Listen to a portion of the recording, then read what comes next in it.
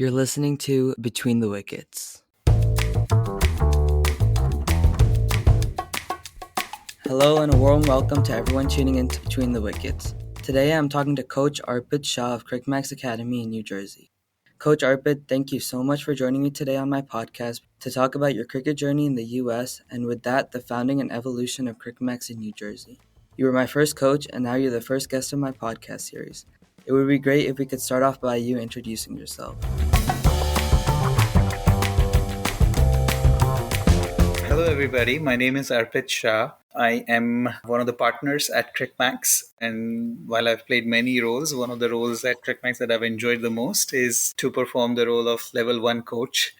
So kids who come in new, I would have the privilege of orienting them with the sport of cricket. That's how I met Ashwath. And I've had the privilege of seeing the journey of many of these cricketers learn to play from how to hold the bat and how to really kind of run up and do the bowling, all the way to now how fantastic these folks are. So it's been a privilege to be part of the cricket fraternity. But beyond Cricmax, I have been in this country for 25 plus years, originally from India.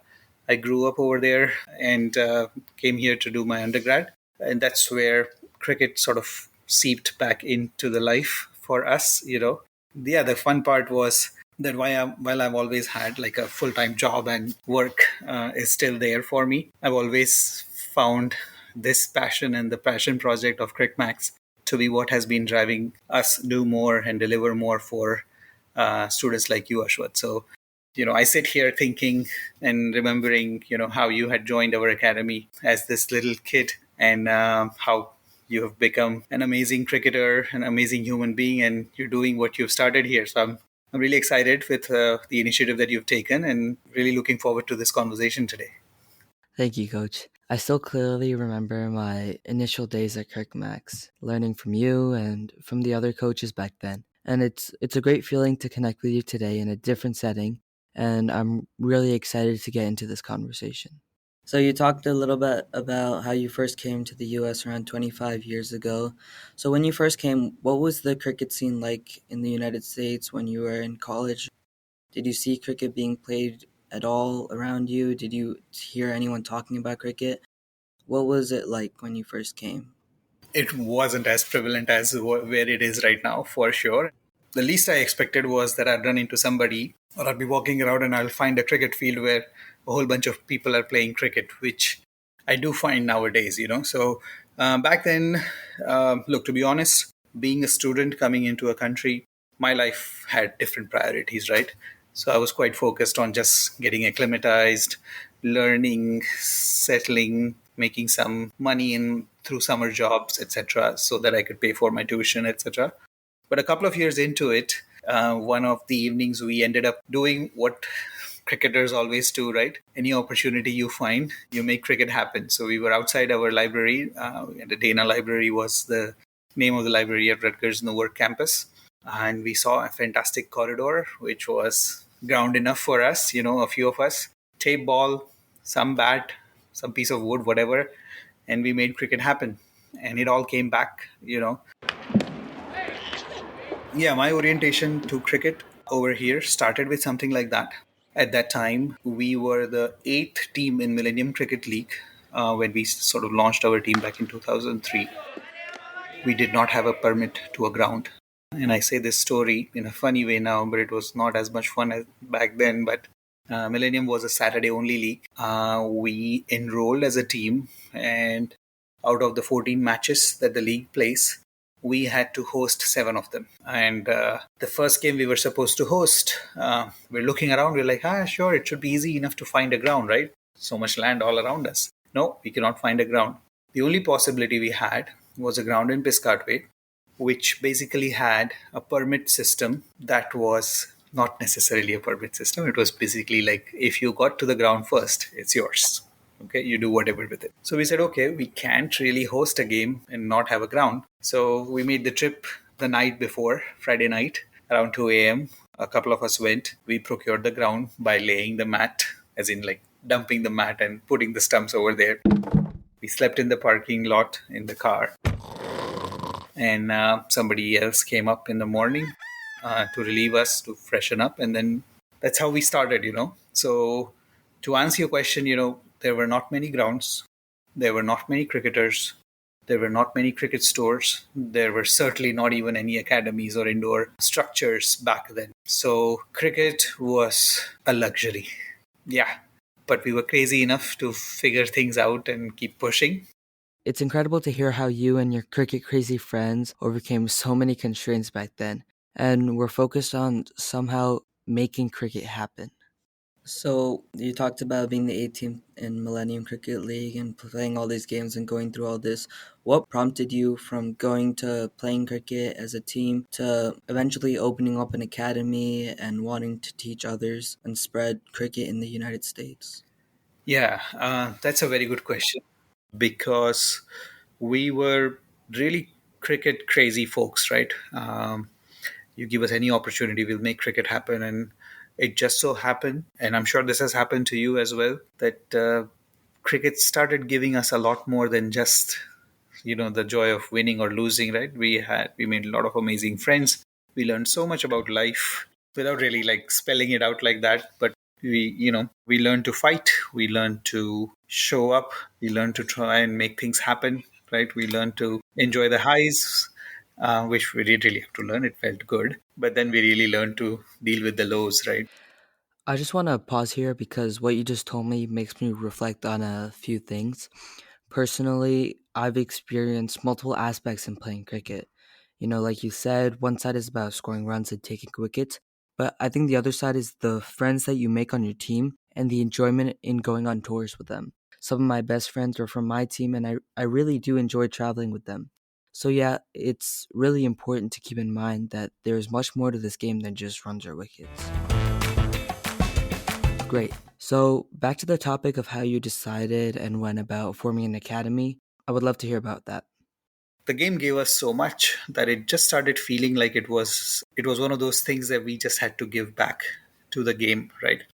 And I'm sitting here verbalizing it like that. Back then it wasn't like that, right? It was more about like, hey, let's start a new business, let's do something for the cricketers.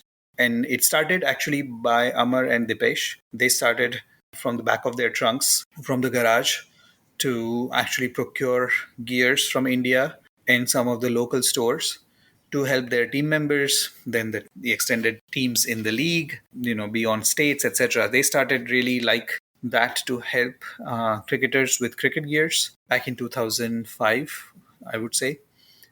Somewhere along the way, around 2009, 2010, Shrey and I also joined the party. And when we joined, we really had the intent to bring the very best infrastructure to the young cricketers in United States. So yeah, at that time it was like, okay, great, we have an equipment business, so to speak, right? We want to bring an end-to-end aspect to this by offering an academy where recreational cricketers can play and where youth can come and really hone their game. So that's sort of how the pieces of the puzzles were coming together. And yeah, over the next 4 years, Cricmax happened. We launched the academy in Old Bridge in February of 2014. We had the formal inauguration in April by Michael Clark. Yes, it was like a fantastic sort of experience to have an existing international captain, show up and spend time with us. So that's how the recreational set of cricketers stitch together different pieces to launch a full-blown, academy and an end-to-end cricketing experience. Yeah, it's really cool how you brought your own experiences and passion and brought it together to give back to all the people in the United States who wanted to start cricket. So now when you go to Cricmax, the facility, whatever, you always see kids practicing, parents with their kids, or like just random people having fun there. How was Cricmax in the beginning in 2014, around that time period? Were there a lot of kids participating, and how did it ultimately get to what it is today? Yeah, that's a very good question. And I would say that, if we know what we know now, before we had started Crackmax, we would have probably thought something different of the business, right? In other words, we thought that, hey, we are enjoying this game so much. So everybody else has got to enjoy this, right? Everybody else has got to want it. So when we actually started this vision of having an academy, we hired a full time coach first before we even had any students, right? So we met with Coach Ashok back in 2012, around February, March timeframe. He was with us full time and he joined us as one of the partners, right? So it was a privilege to have him not just interested in coaching, but really in the end to end dream that we had. So he was with us in May timeframe, and we were like, "Great, Coach Ashok is here. Let's start." While we are still looking at the facility and finding a place and whatnot, let's launch our program. That's what we ended up doing. We launched a program, May of 2020, 2012, yeah, or thereabout. Like, great. We're going to take no more than 40 students. That's too many for one coach to accommodate, okay? That's the plan. So let's go with the plan. We distributed about 1,000 flyers between Oak Tree Road, Metro Park train station, Princeton train station, park and rides, multiple park and rides, Old Bridge, East Windsor, a whole bunch of them. So we did this round of extensive marketing, many restaurants, etc., etc. And we're waiting. We're waiting for students to enroll. And it's like 3 days before the camp, and we had three students who had enrolled. And there you go, that was our first kind of reality to the cricket world in New Jersey and generally in US, where we were like, not everybody is ready to commit to this sport, which they can't see in school. They can't find grounds around. There's no scholarship. This sport doesn't exist in any national scene at all. So, yeah, those realities sunk in and they were hard truths. We're like, okay, what do we do now, right? So, like 3 days before the enrollment of three people, by the time the first session came about, all of a sudden became 10 students, four cousins of Dipesh, two of my nephews. So that was our humble beginning, right? That was just one part of it, having students. The other part was infrastructure. We were holding our first session outdoor in Mercer County Park. And I still remember the session was supposed to start at 5:30. Coach Ashok was there 4:45 sharp, and he gets to the ground and he's hoping to see, a beautiful ground with groundsmen, with this like pitch all set up. And he goes there and he finds nobody because we are busy getting the mat from the other side of the park to the ground. We're busy trying to orient us around this whole setup. And I say these two stories in a funny way now because they're very relevant and very exemplary, right? You have an international quality coach who has very high standards. He gets a reality check about the way the infrastructure is, and then you have a bunch of very cricket crazy business oriented amateurs who are trying to make things happen and who are trying to like stitch together the pieces, and they're really disappointed or rather frustrated with how things are starting. Okay. And if I could tell you that that was it and from there on it was all rosy, no, it wasn't. Every step of the way we found many, many challenges. To come back to like, your question, how was it back then and how do we find it now, right? So back then, by the time we got to 2014, luckily we had won a few tournaments, and Cricmax as an academy was starting to take good rounds. So when we actually started the academy, we had a decent beginning. We had about 30 students, and we were pushing to get more, right? So we were learning, we were improving, and we were growing. What happened over the last decade, I have to say, has been stuff of the dreams for us, right? Because we've found some amazing team members who have joined us, who have been with us for a long time now. We have in Ashok sir one of the best coaches one could find, and I'm sure you can tell your own stories about that, right? And we won 80 plus tournaments.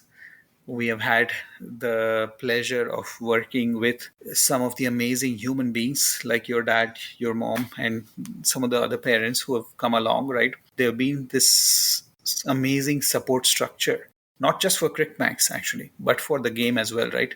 It's fascinating to hear about the early struggles and how you all started from, humble beginnings and kept following your passion for the game despite many, many obstacles.